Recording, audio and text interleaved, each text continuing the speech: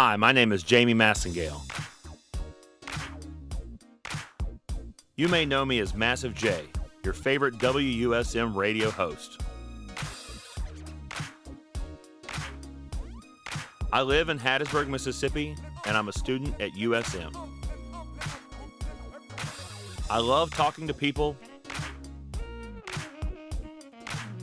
and I love to eat food.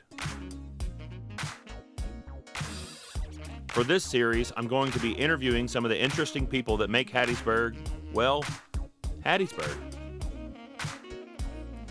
I'll sit down with restaurateurs, politicians, coaches, comedians, and a whole lot more at local restaurants around town to sit down, talk, and have a bite. On this episode of Grub N the Hub, I sit down with restaurateur Robert St. John. Robert owns many local restaurants in the Hattiesburg area, including Purple Parrot Cafe, Crescent City Grill, Ed's Burger Joint, and more. Robert and I met up at Don and Ellie's Bar and Grill to discuss his business ventures, growing up in Hattiesburg, and his love for ribs.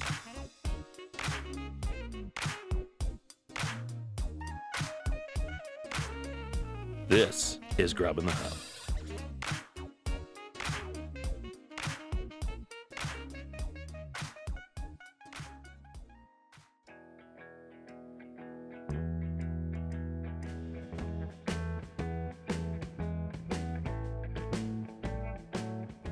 Hello, I'm Jamie Massengale, and this is Grub N the Hub.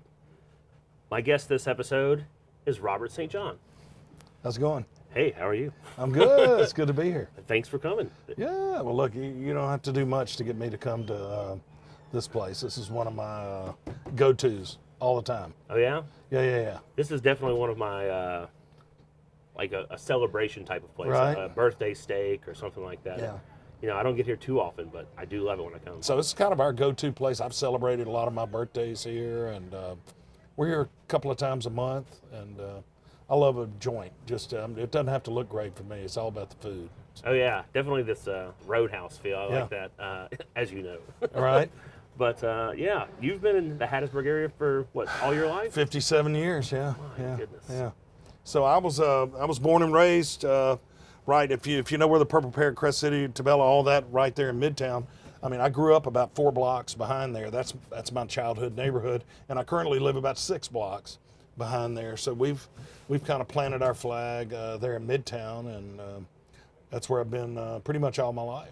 If you're comfortable talking about it. Yeah. I understand you are in recovery in your program, and absolutely. if you want to talk about that a little bit. Oh man, I'd be happy to. So my deal is, I grew up here in Hattiesburg. My very first memory, like if I go all the way back to the first thing I remember was I was laying in bed. My parents were having a cocktail party.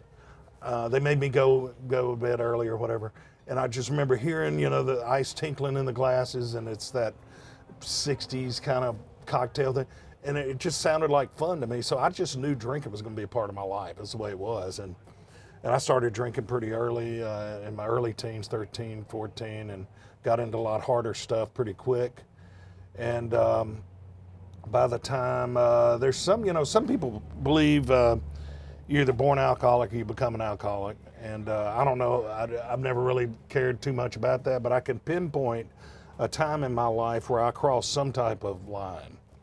And because drinking was pretty fun early on for me, and then I crossed some kind of line and started paying consequences. I was getting fired from jobs, couldn't hold a job. I was just leading a pretty rough lifestyle, and it took me to a lot of dark places with alcohol and drugs. And one May 24th, 1983, I was leaving. I had been kicked out of my house. I came home one day, and everything I owned was in garbage bags, and the locks had been changed, and I was basically this shy homeless if it weren't for a loving grandmother who took me in. And I was leaving a party, heading home to her house on 4th Street. And back in those days, there was no Mother Against Drunk Driving or anything like that. And I mean, you get pulled over back in those days. You've been drinking, had a couple of beers, go home, be careful. And that had happened a lot to me. I passed a cop, Hattiesburg policeman. He turned around, turned on his lights, and something in me clicked. I mean, it was kind of, I was living a pretty crazy lifestyle.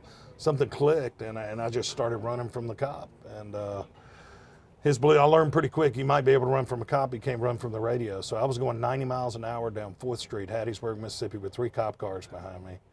I got arrested for DUI and called my mom. I was 21 years old. Called my mom, and she got the phone call that she was expecting to get. She knew she was going to be one of 3. It was either going to be the morgue or the hospital or the police station, and luckily it was the police station. And she said, you know, we can either sell your car or you can go to rehab. And back then, I mean, Betty Ford Clinic wasn't even open. Nobody knew what it was. I knew one guy who'd gone to rehab, and we thought he all became a narc or something. You know, we didn't know what it was. And so I said, sell my car. And we couldn't even get enough for the car to pay the fine. So went to rehab, and then ended up going to a halfway house in Omaha, Nebraska. And, you know, I do a 12-step recovery. I go every day that I can. So I've been, clean and sober for 35 and a half years. Wow.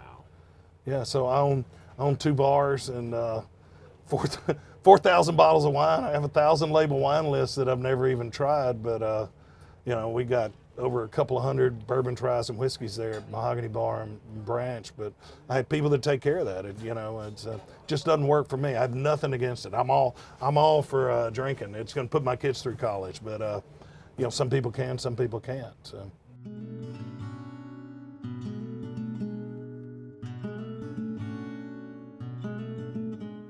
There were 2 ladies opening a delicatessen, and they had no idea what they were doing because they hired me as a manager, as obvious.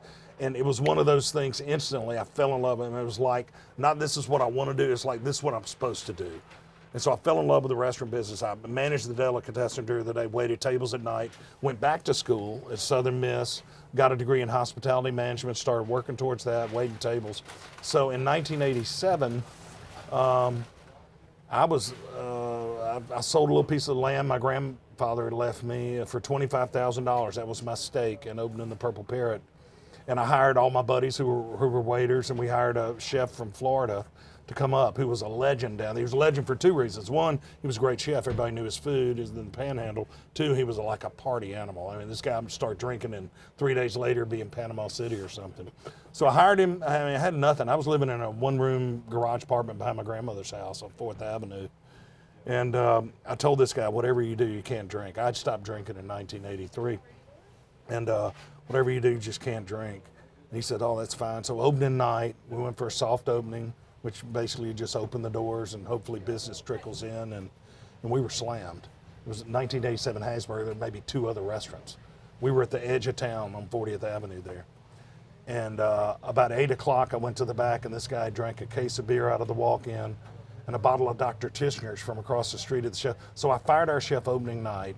Wow. Night number 2, you know who was back there? It was me. The extent of my cooking experience at that time was I had asked for and received an Easy Bake Oven for Christmas when I was 6 years old. So so I just kind of taught myself how to cook after that, and spent about first 4 years at the Parrot doing 90 hours a week in the kitchen, and just loved every second of it. Some other things you do in the community. Yeah. You have, the Extra Table charity? Yes. In 2009, Extra Table is a nonprofit, a 501c3 that helps supply mission pantries and soup kitchens throughout the state. Really, we're in 39 agencies across the state. I got a call in 2009 from Edward Street Fellowship Center. At the time, they were feeding about 800 families a month, and they had completely run out of food. The shelves were empty. They said, can you help? And I said, sure. And I figured the quickest, best, easiest way to help would be call my Cisco rep, put together an order from Cisco, have them drop ship it to the agency so their people could get food. We did that, and they were able to do that, and they were able to feed their people. And I started thinking, man, I bet people would give more often and more freely if there were an easier way to do it. But to be honest with you, and just getting totally honest, I was really skeptical there was even a hunger problem. And I'm thinking, this is America. I get if it's some third world, Central American country has hunger problems. This is America.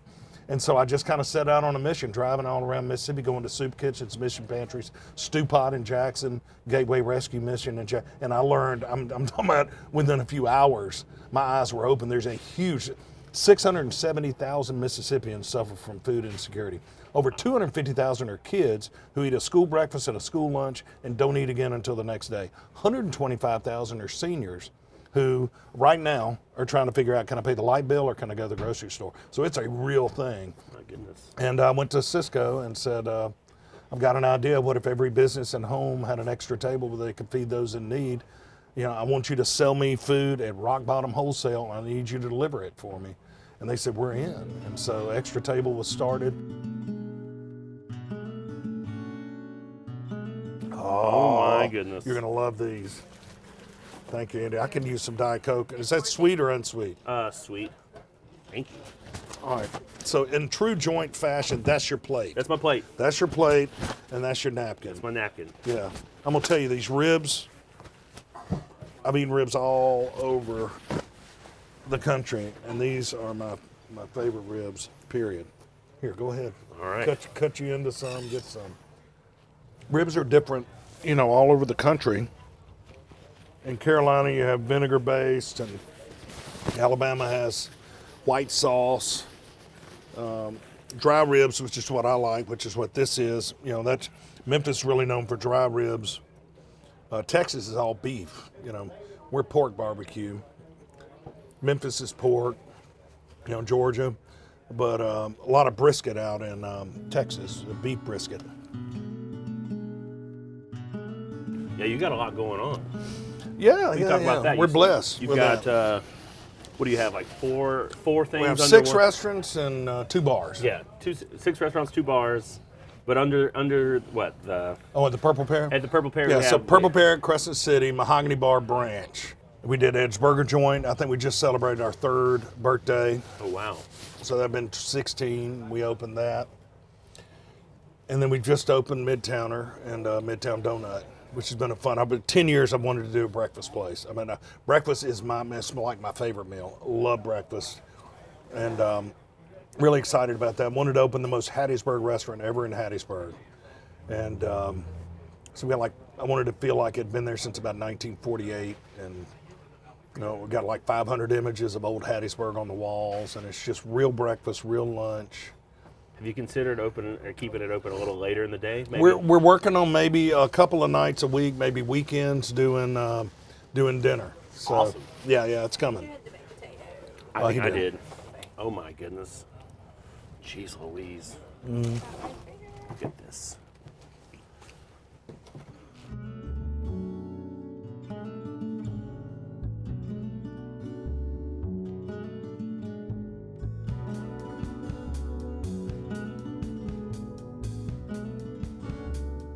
I do want to thank you for being on Grub N the Hub with me. This has been a lot of fun. Thank you to Don and Nelly's, to Andy and Mike for having us and letting us shoot here. This is awesome. They're good people. They live right next door too, so they're raising their kids right next door. They're in the restaurant business, and you got to eat local. You got to support local. Yeah. Here's the thing, you know, when I go out of town and I'm traveling, I'll go down to the lobby of the hotel. I'll tell you, I'm a breakfast guy. And I'll ask somebody at the front desk, I want the local breakfast place. Where are the old guys drinking coffee and talking sports and politics? This is where I want to go. That's where I want to go. And the thing is that's where you're going to learn the most about that town.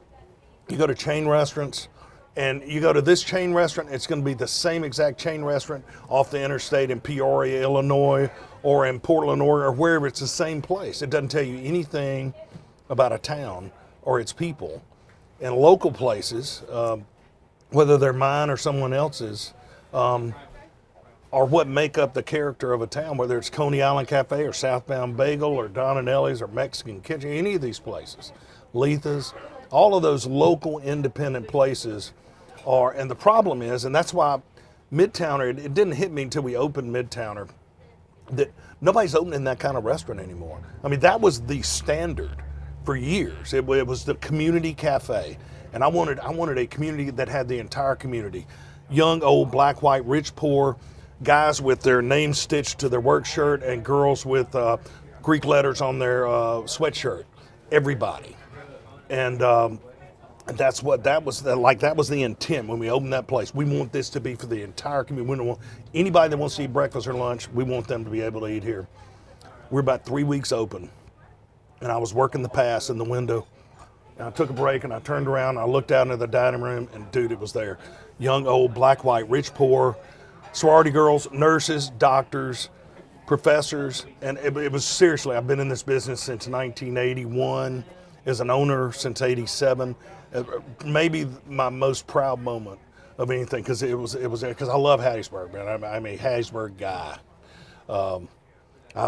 My family's been here for a long time, and so it's a cool thing. It's local.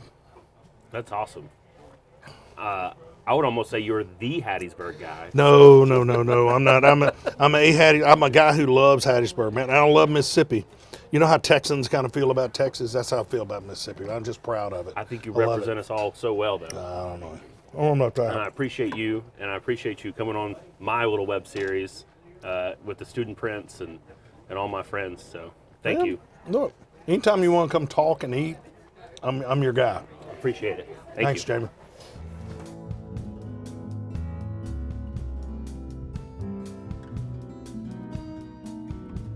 Got so much on your plate, literally. Brunch.